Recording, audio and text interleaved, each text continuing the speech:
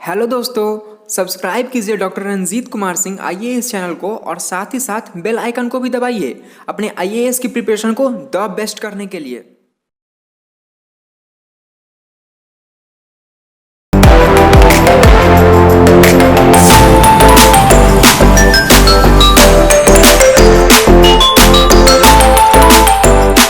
करे कोशिश इंसान तो क्या क्या नहीं मिलता, वो उठकर चलकर तो देखे जिसे रास्ता नहीं मिलता। कमी कुछ चाल में होगी, कमी होगी इरादों में, जो कहते हैं हमें कामयाबी का नक्शा नहीं मिलता।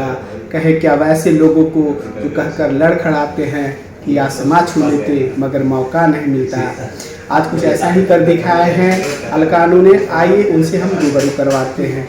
आपको सफलता के लिए बहुत बहुत बधाई। Thank you. और आप अपनी जर्नी के बारे में थोड़ा सा बताइए। और उसके जर्नी तो कष्टप्रद थी। पिताजी बचपन में गुजर गए थे, मुझे उनकी याद भी नहीं है। उसके बाद पढ़ाई का मेरा पूरा जिम्मा मेरी फूफा जी ने लिया। हमारे डिस्ट्रिक्ट के वो शिक्षाविद होते थे। एसकेपी विद्या विहार हमारा स्कूल है, वहाँ पे हम लोगों ने पढ़ाई की। उसके बाद 12th करने के बाद मैंने ट्यूशन पढ़ाया, खुद से अपने खर्च निकाले और उसके बाद अपनी पढ़ाई की जो जर्नी थी वो जारी रखी।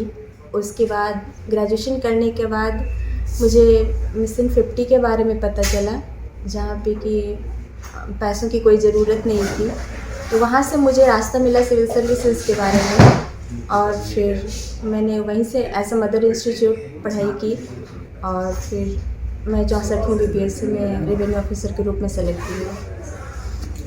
इनकी जर्नी काफ़ी स्ट्रगल रही है। और तो अलकानू जी, आप ये थोड़ा सा नए जो अभी रिमोट एरिया में लड़कियां रह रही है और वो भी कमीशन की तैयारी करना चाहती हैं, पर उनके लिए सबसे बड़ी समस्या होती है बाहर आके रहना या फिर कोचिंग करना। तो उनको आप किस तरह से गाइड करना चाहेंगे कि वो अगर घर पे भी हैं तो अपनी तैयारी कर सकते हैं? सर देखिए, परीक्षा का सिलेबस हमारे पास होता है और जहाँ तक बात है घर पे रहने की, तो अगर अभी इंटरनेट की एक्सेसिबिलिटी है तो किताब की और मटेरियल्स की परेशानी दूर हो जाती है। इंटरनेट पे मटेरियल्स अवेलेबल हैं पर्याप्त में, उनको सिलेबस के अकॉर्डिंग छांट के यूज़ किया जा सकता है और उस अनुसार अगर पढ़ाई की जाए तो ऐसा कुछ भी ज़रूरी नहीं है कि पटना में आके रहना। जैसे कोविड के बाद देखा जाए तो मैं भी पटना में नहीं रही, बट मेरी पढ़ाई चलती रही घर पे भी, गांव पे। तो पटना रहना कोई ज़रूरी नहीं है अभी के अनुसार। उसके मटेरियल्स की कमी जो है वो इंटरनेट ने पूरी कर दी है। सिलेबस के अकॉर्डिंग उसे फ़िल्टर आउट करके यूज़ करने की ज़रूरत है। उनके लिए ये भी समस्या होती है कि हम ऑप्शनल क्या रखें, और तो ये सब इसका जो चयन होता है ये किस तरह से करना चाहिए? देखिए, इसके लिए भी फिर मैं वही इंटरनेट पे स्ट्रिक्ट होंगी। यूट्यूब पे बहुत सारे वीडियोस होते हैं, उनको देखा जा सकता है। और उसके अलावा अगर देखा जाए तो 3 पॉइंट्स होते हैं। पहला तो हमारा इंटरेस्ट होता है, दूसरा मटेरियल्स की अवेलेबिलिटी और तीसरा गाइडेंस। तो गाइडेंस की कमी तो इंटरनेट से पूरी की जा सकती है अगर आप इंटरेस्ट और बैकग्राउंड के अनुसार अपना ऑप्शनल सब्जेक्ट चूज़ कर सकते हैं। और एक समस्या होती है कि तैयारी कब से शुरू कर देनी चाहिए, ग्रेजुएशन, आफ्टर ग्रेजुएशन या फिर जब इंटर करने के बाद? तो इसके लिए आप कब से तैयारी शुरू की थी? सर अगर देखा जाए तो मुझे तो सिविल सर्विसेज के बारे में बिल्कुल भी जानकारी नहीं थी, ना ही मेरा कोई वैसा बैकग्राउंड था। मैंने ग्रेजुएशन के बाद इनफैक्ट MBA फर्स्ट सेमेस्टर में थी, तब मैंने प्रिपरेशन स्टार्ट किया। कुछ पता चला कि हाँ ऐसा भी कुछ होता है। तो ये स्टूडेंट पे डिपेंड करता है, अगर उनको पहले से मालूम है। सिर्फ अभी कुछ स्टूडेंट्स उनको 12th वगैरह से भी मालूम है, उनका इंटरेस्ट है, तो वहाँ से भी अगर वो इंटरेस्ट रखते हैं और अपने उधर के सिलेबस को देखते हुए अगर इधर वो इंटरेस्ट लेते हुए सिर्फ, मुझे लगता है वहाँ से वो न्यूज़पेपर की शुरुआत कर सकते हैं। न्यूज़पेपर पढ़ने की हैबिट्स डालें तो इंटरेस्ट खुद ब खुद आता जाता है और उसके बाद जैसे ही उनकी उधर की पढ़ाई पूरी होती है वो इधर आगे बढ़ सकते हैं ईजिली, रास्ता आसान हो जाता है। और अभी क्या है कि दिनों दिन कंपटीशन बढ़ते जा रहा है, तो ऐसे में स्ट्रगल भी काफ़ी कठिन हो गया है। और चूँकि यहाँ बिहार में एक फ़ायदा है महिलाओं के लिए कि 35% आरक्षण है, तो उनकी भागीदारी 50-50 तक आनी चाहिए। तो महिलाओं को अगर ऐसे स्थिति में कि अब हम तैयारी करना चाह रहे हैं, लेकिन सोच रहे हैं कि हम तैयारी कर लें, लेकिन वो तैयारी अच्छे से कर नहीं पाते हैं, उनकी कुछ सामाजिक समस्याएं हो जाती है, आर्थिक समस्या होती है, और चूंकि आप इस दौर से गुजरे हैं और इन चीज़ों को फेस करते हुए आप सफल हुए हैं, तो इसको कैसे हैंडल करना चाहिए? सिर्फ देखा जाए सामाजिक और आर्थिक परेशानियाँ ये तो लगी ही रहेंगी। कभी अगर ये ख्याल आता है कि ये परेशानी मेरी ख़त्म हो जाए तब मैं तैयारी शुरू करूँगी, तो मुझे नहीं लगता है वो उचित है। तो परेशानियाँ लगी रहेंगी। अगर कुछ हद तक आर्थिक परेशानियाँ ख़त्म कर भी दी जाती हैं परिवार की तरफ से, तो सामाजिक परेशानियाँ लगी रहती हैं। तो उसको देखते हुए ही अगर कुछ करना है तो उनको अपने अनुसार अपने दम पर करना होगा। उन सब चीज़ों को अवॉइड करना पड़ेगा और अपने एम की तरफ ध्यान देना पड़ेगा।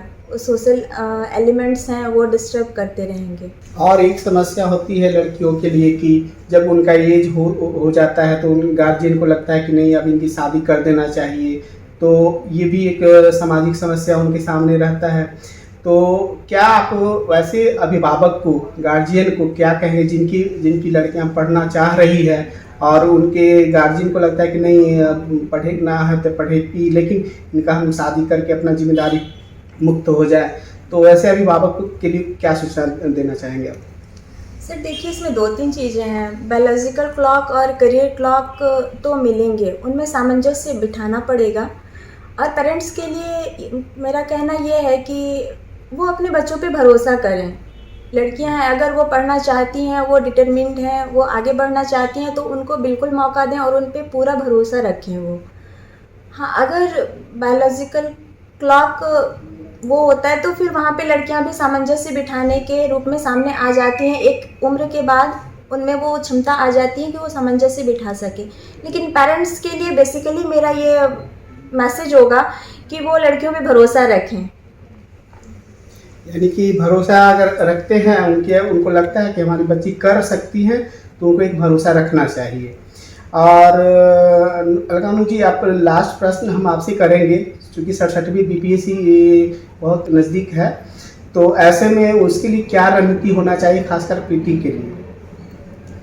सर पीटी के लिए मुझे लगता है कि रिवीजन इज़ द कीवर्ड, और उसमें सिलेबस को 2 पार्ट में बांट कर, स्टैटिक एंड डायनेमिक। इसमें स्टैटिक पोर्शन के जो ट्रेडिशनल होते हैं, पढ़ते रहते हैं, उनको बार बार रिवीजन करने की ज़रूरत है। डायनेमिक में करंट अफेयर्स के लिए न्यूज़पेपर्स से ज़्यादा अटैच रहने की ज़रूरत है। मैगजीन्स की अपेक्षा मैं न्यूज़पेपर को प्रीफर करूँगी। वहाँ पे जब हम रोज़ पढ़ते हैं तो उनकी घटनाओं से वाकिफ़ होते हैं, वो हमारी मेमोरी में ज़्यादा देर तक रहती हैं, हमारी अंडरस्टैंडिंग को बनाती हैं, और ये न्यूज़पेपर की हैबिट्स हमारे फिर आगे जाके हमें मेंस में बहुत काम आते हैं। तो और ट्रेडिशनल पार्ट के लिए ओनली रिवीजन आई शेड। तो इस तरह से प्रीलिम्स को कोप अप किया जा सकता है। दीप से जलना नहीं, दीप से मुस्कान सीखो, सूर्य से डूबना नहीं, सूर्य से उत्थान सीखो। और देखना है अगर अपने आप को राह पे, तो राह पे चलना नहीं, राह का निर्माण सीखो। और अभी हमारी बात हो रही थी अलकानू जी से, 64वीं बीपीएससी में रेवेन्यू ऑफिसर सिलेक्शन हुआ है। और धन्यवाद।